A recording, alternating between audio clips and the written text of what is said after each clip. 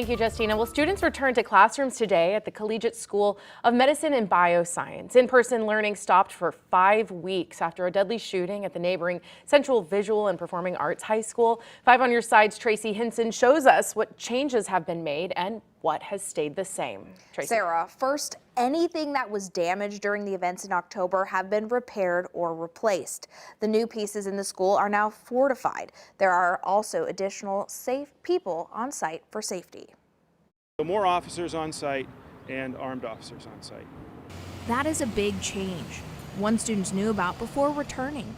Collegiate Principal Frederick Steele hopes by being open and honest with the kids, they would feel safe about returning to class.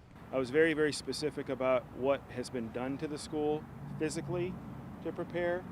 And I was also very specific about how measured this day should be for kids too. The typical Monday schedule was shortened to allow students to ease back into routine. Some students experienced the most severe level of trauma on our side of the school. Some students experience very little of that trauma. And so we have to be sensitive to the full spectrum of what students are dealing with. Staff has been prepped by mental health professionals for how best to support students returning to a place with traumatic memories. There are some kids are going to be anxious. Some kids are going to be afraid that they're going to have a strong reaction to be coming to school. So those are natural things. Dr. Andrews says it is important to think of the mental trauma as an injury, one that needs care and time to heal.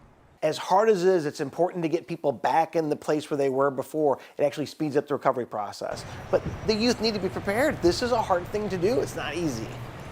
The neighboring school, CVPA, where the shooting actually took place, is preparing to return to in-person learning in January. SLPS Superintendent Dr. Calvin Adams told us today that students do want to go back to that school, but the building is not yet ready for them.